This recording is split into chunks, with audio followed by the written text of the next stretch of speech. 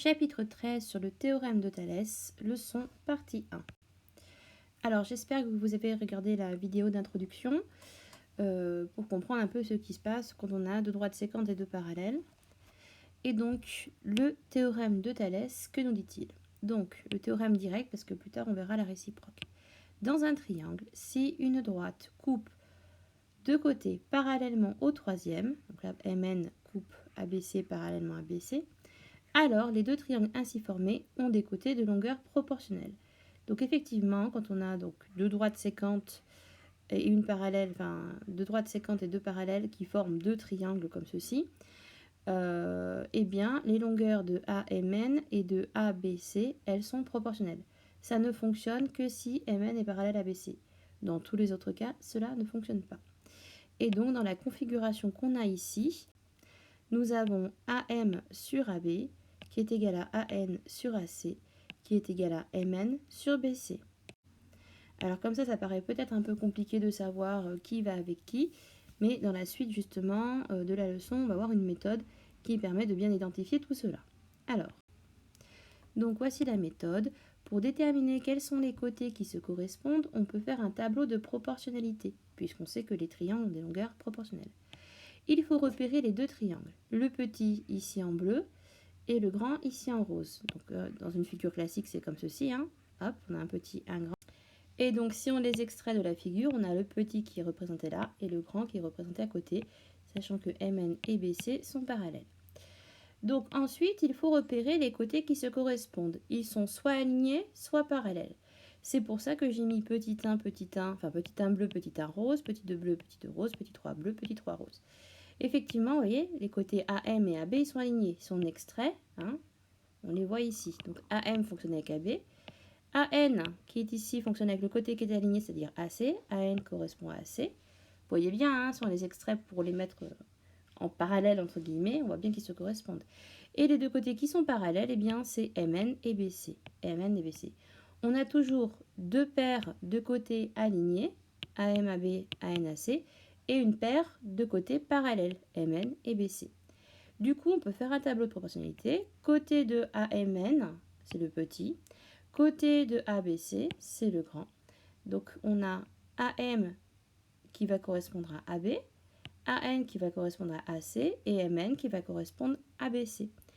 Donc, ce tableau, c'est un tableau de proportionnalité. Donc, si vous avez imprimé mais vous n'aviez pas à le faire, vous pouvez compléter. Sinon, on complétera en classe. Donc, ce tableau est un tableau de proportionnalité. Voilà. On rassemble dans une même colonne les côtés qui se correspondent pour trouver l'égalité des trois rapports qui suivent. Alors, on peut l'écrire dans les deux sens. C'est vrai que d'habitude, quand on fait un tableau comme ça, on fait valeur du bas divisé par valeur du haut. Valeur du bas divisé par valeur du haut, valeur du bas divisé par valeur du haut. Mais comme j'ai mis le petit triangle en haut et le grand en bas, je vais faire l'inverse. Et de toute façon, les deux sont vrais. Donc, on a, je vais l'écrire dans les deux sens. Si on fait de façon classique, on a AB sur AM égale AC sur AN égale BC sur MN.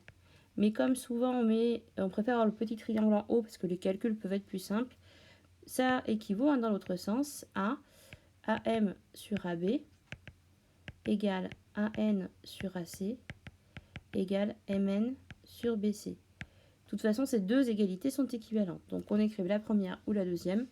Il n'y a pas réellement d'importance. Ce qui est important, c'est qu'on a tous les côtés ici du triangle ABC et en bas tous les côtés du triangle AMN. Et dans l'autre, voilà, on a d'abord tous les côtés de AMN et ensuite tous les côtés de ABC. Alors, on va voir à présent comment on utilise ce théorème et pourquoi.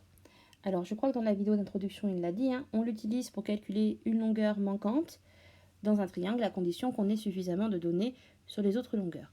Donc ici, on a un triangle ABC, on a deux points E et D, on sait que les droites ED et BC sont parallèles, donc on va bien pouvoir appliquer le théorème de Thalès, puisque pour l'appliquer, il faut deux séquentes et surtout deux parallèles.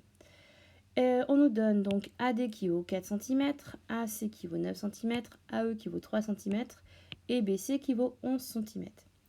Et on nous demande de calculer AB et ED. Alors je vous écris, voici la rédaction type pour une démonstration avec le théorème de Thalès. Vous saviez que pour le théorème du Pythagore, on disait dans le triangle ABC rectangle A, d'après le théorème du Pythagore, on a, et on commençait tout le temps comme ça. Et bien là, pour Thalès, c'est pareil, on va suivre un protocole.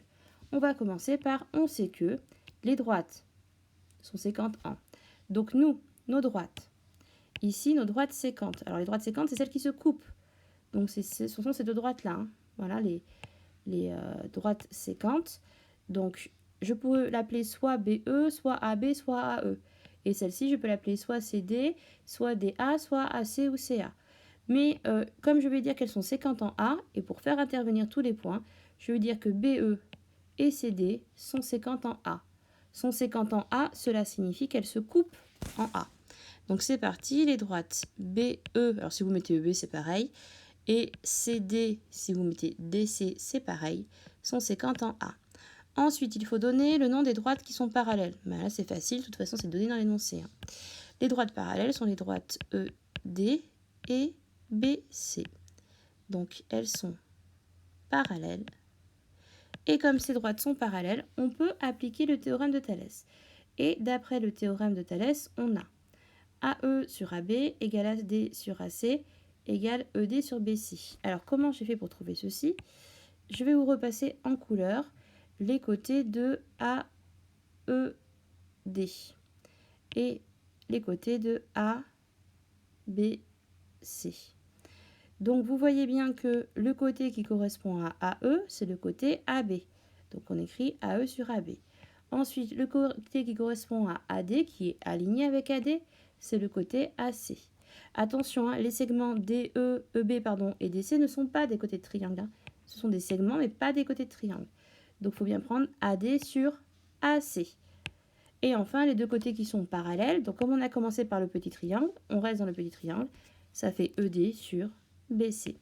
Voilà comment on trouve cette égalité. L'étape suivante, elle consiste à remplacer les valeurs par ce qu'on connaît. AE vaut 3, donc je mets 3 sur AB. Ensuite, AD vaut 4. Donc je mets 4 sur AC qui vaut 9, donc sur 9. Après, je cherche ED, donc je laisse ED. Et sur BC, donc sur 11.